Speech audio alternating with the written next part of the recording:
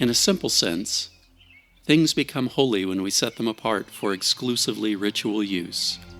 This is a relational change. We relate to them as if they are holy, and therefore they are holy. There's another sense in which things become holy. We relate to them as if they are holy for a long time. They take on a quality that I can't explain or describe. The only word I have for this change is that they become numinous.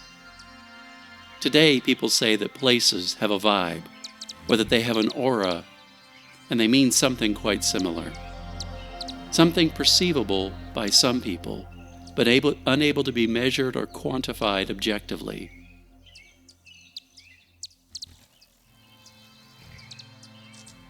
In my theological language, I say it this way. Objects that are holy in a relational sense become holy in an intrinsic sense through sustained use and reverence. Some things become numinous without being properly holy.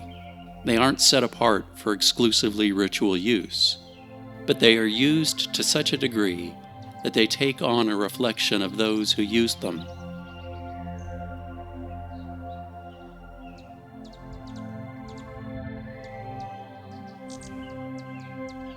I recently saw a video by Eowyn Reardon, who used the Arabic word barakah to describe the grace that gets infused into a tool through repeated use. I don't know Arabic, and I only have a surface understanding of Islamic theology, so I won't comment on that. I do know a bit of Hebrew. The Hebrew word barakah means blessing, approval, divine favor. Clearly the Arabic and Hebrew are cognates. While I don't think tools take on divine favor through our use, I do think that when we relate to a tool as if it is intrinsically valuable, it becomes intrinsically valuable. It's valuable not because it's useful, but because it has been used.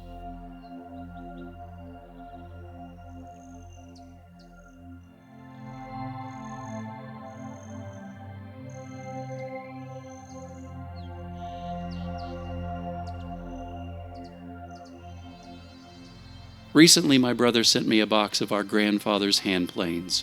The world doesn't need another hand plane restoration video, but I did record myself restoring them. I spent a moment looking up to see when these tools were made.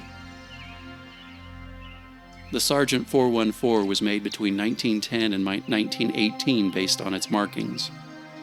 That means it's older than my grandfather. This was probably his father's. The tote was broken and poorly repaired, so I cleaned that up. I imagine that my father or my uncle broke it and repaired it. Other than the tote, the plane was in fine shape for being a century old. I was able to quickly get it dialed in and put to use. 3 or 4 generations of my family's hands have held this tool and used it to create things. To me, it has a numinous quality. It has a value that exceeds its usefulness as a tool. And yet, to put it on a shelf in a curio as a display item would be almost sacrilegious.